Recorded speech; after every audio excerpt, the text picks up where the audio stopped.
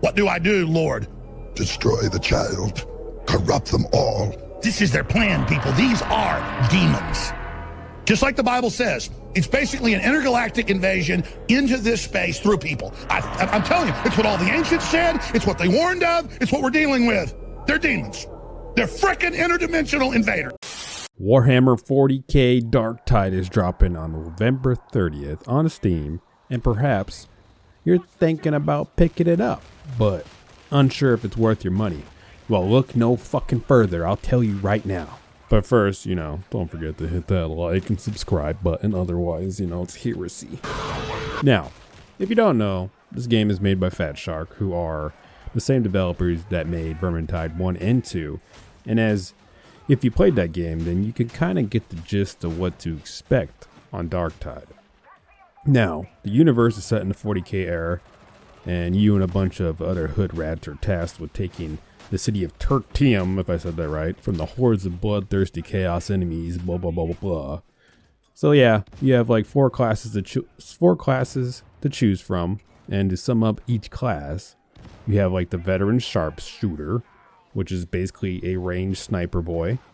Next up is the zealot preacher, basically religious fanatic who's fueled off the love of the emperor. Third is the psychers psychinetics, which are basically your spellcasters of the game. They can make like your brains of the enemies pop and move people and stuff. And then last you have the ogres, which is a giant, as you would expect, and are basically the tank of your group. That's what they specialize. They're big, they take damage. Yeah. Now gameplay wise, like if you know anything about Left 4 Dead or the co-op horde game genre, that's Darktide. You and 3 others go against hordes of AI enemies on missions. Each mission has a difficulty level that you can adjust, and I'm assuming you get more reward for the higher difficulty, and you can do that in the mission screens and whatever. Now, I will say that the combat makes me question the game at times because I find it interesting that I can run around with a shovel and 1 or 2 tap enemies, yet blasting an enemy with their rifle takes, sometimes multiple shots before killing them. Granted, I am focusing on the veteran sharpshooter class right now, and I know weapons have different stats and so on, but nonetheless, it's kind of silly to me. But melee, as expected, is good, definitely mirrors Vermintide, so if you understand how to play that game, you'll be fine with Darktide.